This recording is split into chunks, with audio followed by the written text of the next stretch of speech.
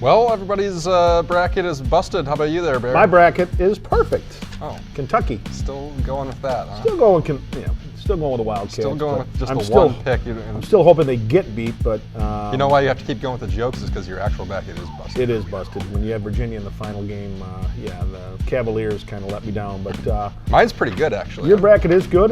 It's alive and well and still kicking, and we'll see what happens here in week 2. We'll talk about where the Badgers stand in there. We'll talk about where the rest of the bracket will leave us, and then you got a little research that you've done. Yeah, we'll delve into a little bit about last week's boys state basketball championships up at the Kohl Center and look into right now what's become a very big problem on a statewide scale, and that's the private schools in the lower divisions really kind of taking over things, and it's got a lot of small schools upset and for good reason.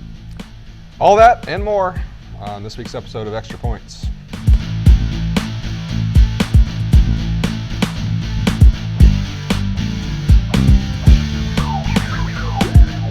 Hey everybody, welcome back. It's this week's episode of Xtra Points with John Barry, and I'm Eric Schmolt. And we brought a couple of our friends here. We this do. week. We got some of our bobblehead buddies here. Mr. Chorizo here, the one of the sausages, racing sausages from the Brewers, and I found this Snappy Bank. Snappy, the mascot for the That looks like Snappers. It might be pre-Brewers. This is Snappy. old, and I'm not even sure if they ever gave this away. So the story behind this is I actually found this in Casper, Wyoming when I was out there working. I was at the Casper Ghost office one day. That looks like it could be a Prince Fielder snapper bobblehead. They had received this as a prototype, as this company must have just sent it out saying, hey, we could do this as one of our giveaways. So I don't know if they ever actually used this. My guess is it's worth millions on the open Snappy market. prototype right here. If anybody wants to start bidding on it. And then obviously we got Bucky, if that jinxes us, I'm not going to be happy. So we'll see what happens. Bucky might be headless next week. Yes, exactly. But yeah, we want to dress this place up a little bit. So, if you got any, particularly with some high school swag. Yes, send it in. Any kind of mementos you got, hats, pennants, banners, football helmets, trophies, whatever you want to send in. We'll put it on the set, and the more the merrier. And if you send in a story, I'll tell you a story, just like you did with that Wyoming one. We will. But yeah, Bucky here, he's alive in the tournament, but it wasn't exactly the prettiest start to their tournament. Well, you look at it in the sense that so much is expected of them, and all they've talked about is that rematch with possibly with Arizona and the rematch with Kentucky, and you got to get there first. And did they play great against Oregon? No, they didn't, but they still came out of there with a win, and I think that's the most important thing. You move on, you learn from it. Kaminsky, certainly not one of his better games. But I thought he was maybe sick or something. Yeah, I did too. He just played soft, it appeared. He just wasn't going hard to the basket. He was settling for kind of off-balance jumpers and shots in the lane. And I was yelling at the TV, so I can only imagine what you were doing. I can imagine the remote. It's somewhere in the living room. I don't know where it is. But no, Koenig stepped up. I thought Showalter gave him quality minutes off the bench. A couple of huge rebounds, hit the big three, and then got the reverse layup. So a win, and let's face it, at this point, that's all that matters. It's on to the Tar Heels, who are going to be long and athletic, much like Oregon, but you hope the Badgers got their bad game out of the system, and they'll pick it up a level because they're going to have to. I told people, I've never been so angry at a game where the team that I was rooting for never actually trailed in the game. They were never losing at any point, but I was still a little more. I was more nervous than I thought I was going to be. And two, we won't see the Badgers play worse than that. I just don't think we will. They might not win all these games. They might not win it all, but they're not going to play any worse than they did, and they still survived. So that's all you can really ask for. And that's what Gosser said afterward. He said, you know what, at this point I don't care. If that's what it takes to win and we win ugly, I don't care. We're moving on, and they're one of only 16 teams to do that, and which should be a very, very interesting Sweet 16 weekend.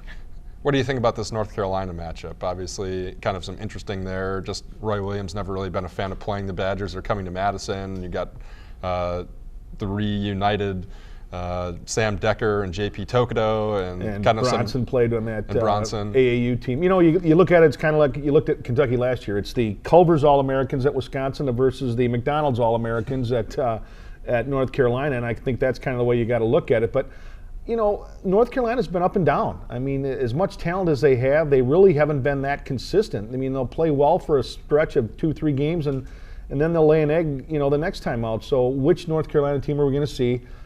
Page is a great guard.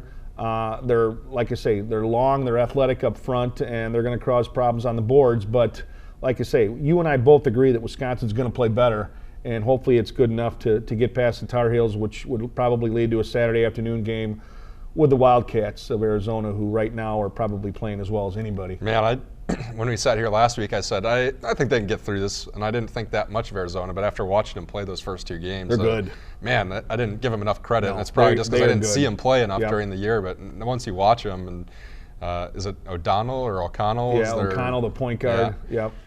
He's kind of the one that kind of stirs the drink, so to speak, and they scare me a lot more than they did when we were sitting here last week. When you look at it, the next 2 games, if we get there, certainly we're there with North Carolina. Oregon with Young was a great point guard. Page, great point guard for North Carolina. And O'Connell, a great point guard for Arizona. And, that's where Gosser comes in. And, Young scored 30.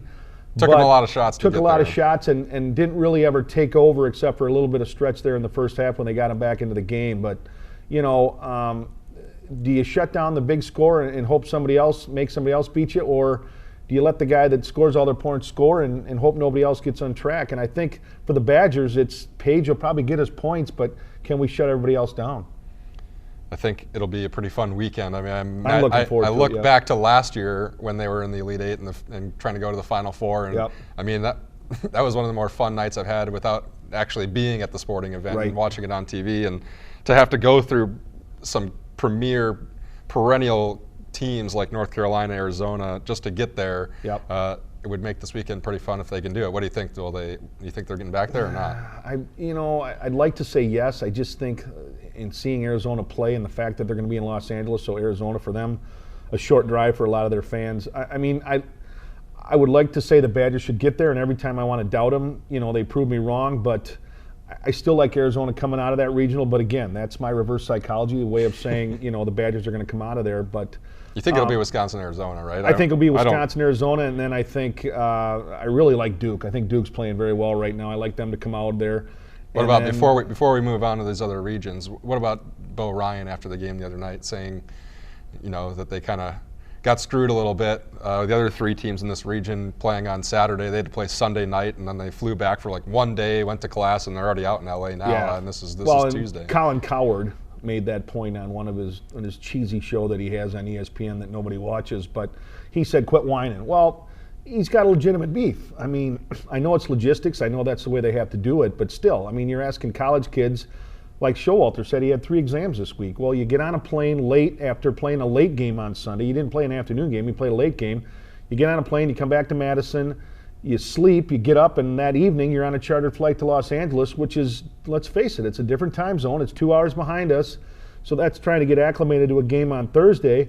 And Arizona, North Carolina, and Xavier all had that extra day. And travel purposes, that's a big deal, especially when you're on a plane for 4 or 5 hours at a time. Yeah, I guess it's almost impossible, and it's not like they singled out Wisconsin to say like, well, we need to try to put them up against the wall. It's just kind of a matter of how the sites worked out, and you want to. It's logistics. It is what it is, and you deal with it, and I'm sure they're not happy with it, but if Wisconsin loses, I can't imagine the players. I can't imagine the players saying, "Well, we would have won if not for all of the travel that we've had in the last 4 days." The other thing is during the regular season, sometimes you're playing on a Tuesday, and you have 4 days off in the Big Ten schedule and don't play again until Saturday or Sunday, and maybe the team you're playing against played Wednesday or Thursday. Right, exactly. Throughout the season, you go up against these things. And at this time of the year, Kaminsky said it too. He said, I'm a senior. I got 1 class this semester, and right now my focus is basketball. So. Wisconsin, let's face it, Wisconsin academically is much different than the kids of Kentucky. I don't think the kids of Kentucky are worried about missing class right now or not going to school or whatever it might be, whereas Wisconsin kids, the student advisor's there and he's making sure that they get the work done, and Bo's probably, in on that too. So they'll be ready to play. It's a Sweet 16. If you can't get up for that and you get a little jet lag, then you shouldn't be there in the first place. They're going to get 2 days to be there. They'll be fine. Yeah. So you say you started going around the horn here. You said you like Duke. I like the Blue Devils. They're playing well. Okafor is just a beast. That kid. I think Frank will be the player of the year, but Okafor is certainly the player that projects best to the next level in the NBA, because that guy is just he's a man-child. I watched him the other day. But he's a different player too, with Justice Winslow in the lineup, and really playing his best basketball of the season. Yeah, he was a difference maker as well, and they're just playing really well right now. And I didn't think that their regional was that tough to begin with. Well, I think Utah can give them a really good game. I don't think people will give. I don't think Utah will get enough credit going into that game. People won't probably pick that one, but I could definitely see Utah beating them. And I still like Gonzaga. I liked him here last week, but I was nervous about it. And I'm not someone kind of like Arizona. I'm not that nervous, or my focus has kind of shifted a little bit. They played so well. I mean, weren't even really tested in these first 2 games, and that's pretty impressive considering all the other craziness that happened. And I think a lot of that comes down to who do you play during the regular season, and certainly Duke in the ACC is playing as good a schedule as anybody. Where Utah, Gonzaga, even a team on the other bracket, the other side, Michigan State. I mean, Sparty's playing as well as anybody right now too. I mean, they were. You didn't believe me when I said they would get to the Final Four. And after watching them play, and it's Tom Izzo. The guy's a great coach. He's a great motivator. He knows how to get the most out of those kids. Dawson's good. Valentine's good. Thrice really came on at the end of the year, and with Virginia and Villanova out of their regional, I think Sparty could come out of there. I texted you Sunday and said I think Travis Trice heard you call him out on this program last week. You said guard play wasn't good enough, and he came through in a big way Sunday. I got a mysterious package at my house that I didn't open from him, so I'm a little afraid to. I had Michigan State coming out to begin with, so I'm sticking with that. Your bracket's alive and well. I had Gonzaga coming out of the other one, in most brackets, not this one sitting in front of me, but I'll stick with that. And I had Wisconsin in the other one, so I'm sticking with that. And I mean, I don't think anyone can argue with Kentucky coming out of there. Although Bob Huggins, Kentucky West Virginia is going to be a good game. It's going to be fun because West Virginia gets after it, and those guys, he's about 8 or 9 deep, and they're going to get after him full court. And I don't think anyone presses Kentucky full court, and Huggins says that's the only way we're going to beat them is to get in their craw for 95 feet. Plays 12 guys. Plays 12 guys. Plays different presses. They do all kinds. Three different kinds of presses. If you can frustrate them and keep them off the boards, and it's not a transition game, the Mountaineers could certainly give them trouble. I don't think they can beat them, but then you're looking at Notre Dame or who are the Irish playing? They got Wichita State. Wichita State, which that'll be a good game too. So that's a good bracket. I mean, I think all the games this weekend, UCLA, I think their little swan song is over. I think they'll be done. I would agree with you, but guess who had them there? I know. They should have lost to SMU on a ridiculous goaltending call, but that's beside the point. But no, I think, your bracket looks good. I had Virginia in the championship game, so mine's out the window, but I think in the bottom line is I still think this is Kentucky's tournament to lose, but I hope it's the Badgers. Who's any of these teams we haven't really talked about you think that could make a run to the title game? I mean, could you see a Louisville getting there? Could you see North Carolina State continuing their crazy run? I can see Louisville getting there just, again, because that regional opened wide up with the top 2 seeds losing. I mean, I don't know what Villanova was doing. They were playing as well as anybody at the end of the year, and they just couldn't shoot. They lost 3 times this year, I think, and every time they lost, they couldn't hit from outside. Right. So, Louisville, again, Pitino, that tournament experience. Rozier's a nice player. That's probably the most wide open bracket just because Michigan State could come out of there, Louisville could come out of there. But I think the other 3, Duke, I still think is favorite. Kentucky's a heavy favorite, and then I think either Arizona or Wisconsin's got to come out of the West. It's not any real surprise some of the coaches that we have here either. Not the ones that are so left. Louisville, you got Pitino. Oklahoma, Kruger's taken, I think, 4 teams to the Sweet 16. Yep. Then you got Izzo in that bracket. I mean, you got Bo, Roy Williams, Sean Miller's one of the younger. Come on, Calipari. Steve Alford's been around. I think forever. The one coach that's right now is Bray at Mike Bray at Notre Dame, but the Irish are legit and they can shoot. And did you stay up to watch that game? I did. That was really fun. The way that Connaughton kind of just took over at the end and said, "Hey." All of his teammates were like imploding around him. And he was like, interesting, but the sad fact was that Bray's mother had died that morning. Right. So, it had to be wearing heavy on his heart. And, they came out and played. And whether he told his kids or not, I don't know. But Notre Dame, again, they beat a very good Duke team. They beat North Carolina in the ACC tournament. And they're playing their best of the season. And against a team like Kentucky, you got to be able to shoot. Notre Dame can shoot. So don't be surprised if the Irish at least tickle Kentucky a little bit. And all right, who do you got in the title game now then? Since you get to repick, I'll go with Kentucky and Duke. Kentucky wins? Kentucky wins, yes. As this bracket. Yes. Mm-hmm. And I hope I'm wrong. I hope it's Wisconsin versus Michigan State. That would be awesome. That would be crazy, a rematch of what was an awesome game. Yeah, it would be. Well, we will see. Maybe I'll sit here next week and this thing will just be shredded. Yes. Hopefully not. Neither one of us will both have jumped off a cliff because Bucky laid an egg on Thursday night. Because I don't like Roy Williams. Sorry, Roy, I don't like you. Yeah, you're not alone. No, I know.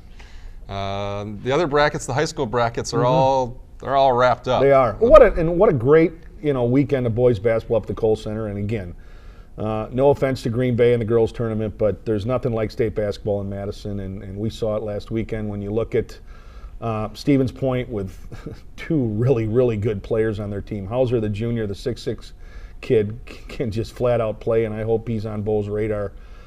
Beat Germantown, which had won it 3 years in a row, and they were trying to join Dominican as one of only 3 teams to win 4 straight titles, and Stevens Point really handled them. And, of course, Division II, Ellenson doesn't play for Rice Lake in the championship game. They lose to Mount Horeb. Mount Horeb had a nice team. I saw them play Janesville Craig earlier, but let's face it, if Ellenson plays, different story. That's probably, a totally different game, totally different story. And then you get the Milwaukee schools kind of in the mix in the bottom 3. Brown Deer wins its 2nd straight. Dominican with Diamond Stone wins its 4th straight. And Young Cogs Prep, which is a very tiny school, it's only been around for a few years, wins Division 5, and really those 3 games weren't even close. Yeah. And that's kind of where we get into this whole thing with the WIAA with the private versus public argument. The WISA, the old private organization, disbanded in 2000, and since 2001, when they joined the WIAA, public schools have won 22 boys state titles. And the majority of those came from Dominican, Racine St. Catherine's. Private schools have won 22, or you said public? Private schools have won 22 state tournaments, and I think half of them came from Racine St. Catherine's and Whitefish Bay Dominican, which obviously have the 2 big cities to pull from. And, it's a huge advantage for them. I don't think anyone would argue with that. And somehow the WIA's got to come up with a way to make it more competitive. So a team like Mineral Point that probably had every right to win the Division IV state title at 27-0, doesn't have to go against a team that's drawing kids from, a flux of maybe 1 million people to choose from. I mean, it's just not fair.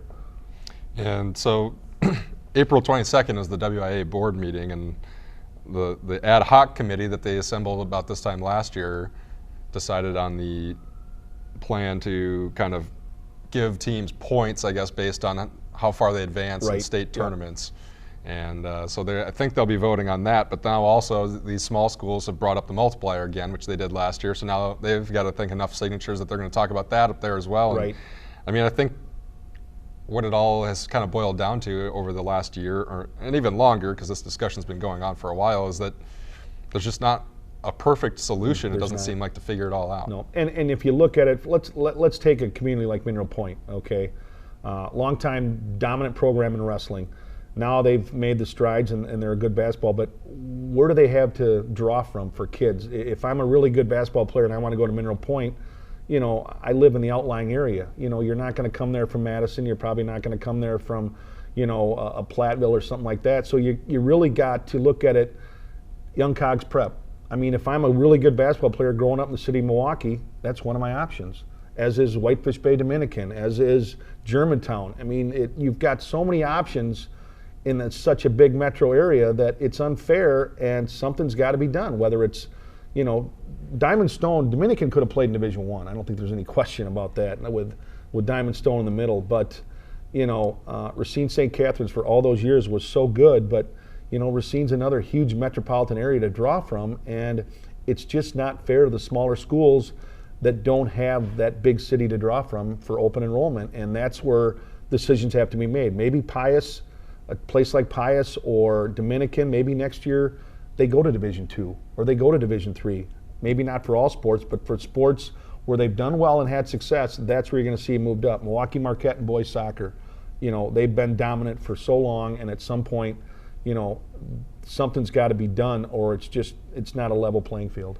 Yeah, the ad hoc committee's success factor plan, I guess is what they call that, right, is based kind of on a 3-year span, and if you accumulate enough points, then for that sport, I think you'd be moved up to the next division. So Dominicans won 4 straight. So obviously, and Diamond Stone's out of the picture. Let's face it. Well, and that's the other thing is now, after those 3 years, you move up and you lose a player like Diamond Stone, and all of a sudden the kids that are behind you, maybe you don't have those superstars, and now they are the ones that pay the price for it, which to me is well, you hit it on the head. Unfair as well. There's the private schools that put these teams out there, they have a gripe, and the smaller public schools have a gripe as well, and somehow you got to find a happy medium, and I don't know what it is. I really don't.